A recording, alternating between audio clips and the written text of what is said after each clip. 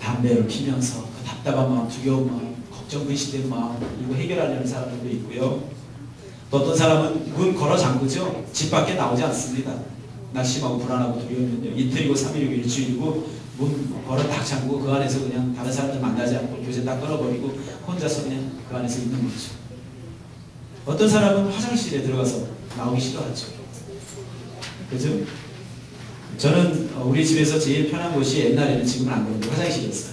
화장실에 가면 아무도 없으니까 화장실이 편했었는데, 어떤 사람들은 영화 보거나 어떤 사람은 또 마음이 낙심되고 우울하고 지치고 이러면 죄 짓는 사람이 있어요. 야동 보거나 자위하거나 그러면서 스스로 위로하거나 그런 사람들도 있고요. 그래서 근데 중요한 건 그렇게 한다고 해서 이 불안이라는 것, 낙심이라는 것, 두려움이라는 것 이런 것이 사라지는가라는 것이죠.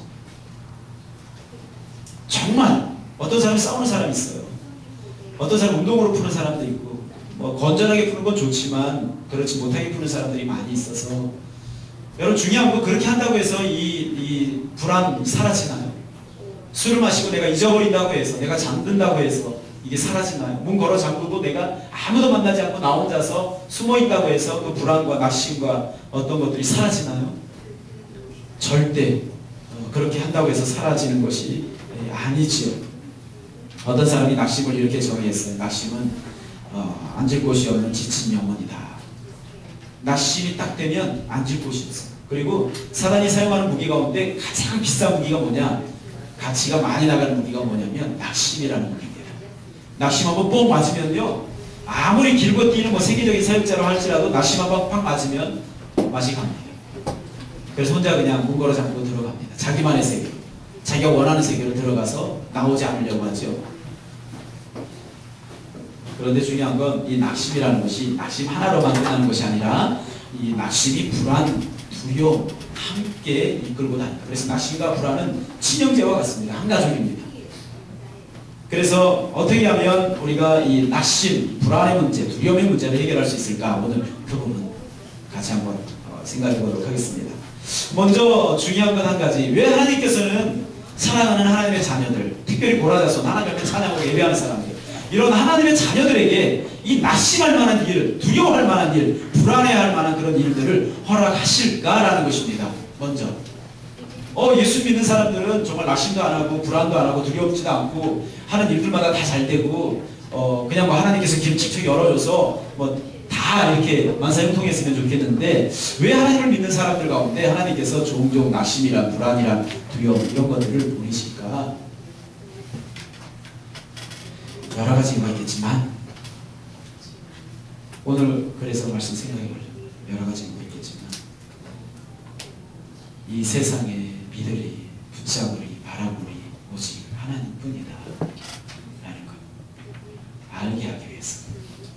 그래서 내가 의지하면 의지할수록 내가 의지하고 있는 것이 의지할 대상이 못 된다는 것을 하나님께서 알게 하십니다.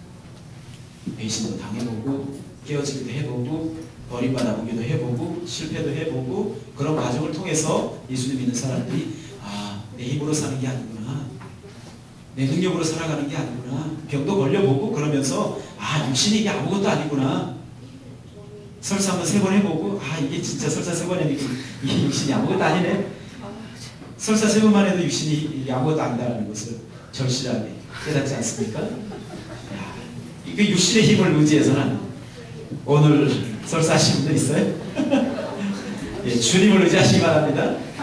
육신이 아무것도 아닙니다. 아파보면요, 그리고 한 번 사랑하는 사람에게 한 번 배신당해보고, 2번 배신당해보고, 한 3번 배신당해보고, 버림당해보면 인간이 이게 아무것도 아니구나, 하나님만 의지해야 되겠구나 하고 어느 순간 탁 깨달음의 세계가 오게 됩니다.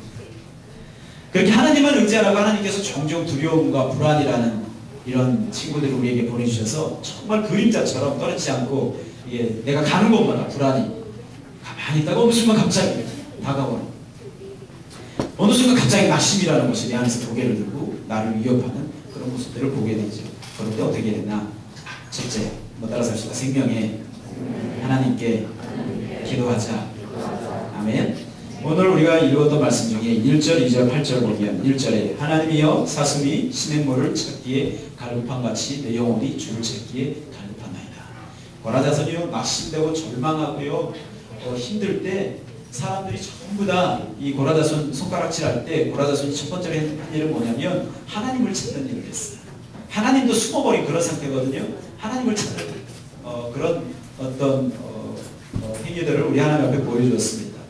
2절 보니까 내 영혼의 하나님 곧 생존하시는 하나님을 갈망하나니 내가 어느 때에 나가서 하나님 앞에 배울고 8절에 낮에는 여호와께서 기인자하심을 베푸시고 밤에는 그 찬송이 내게 있어 생명의 하나님께 기도하리로다 라고 이렇게 말하는데 고라자손이 하나님을 찾는데 그 하나님에 대해서 두 가지 고백을 합니다. 하나는 내가 믿는 하나님, 섬기는 하나님은 생존하시는 하나님이다.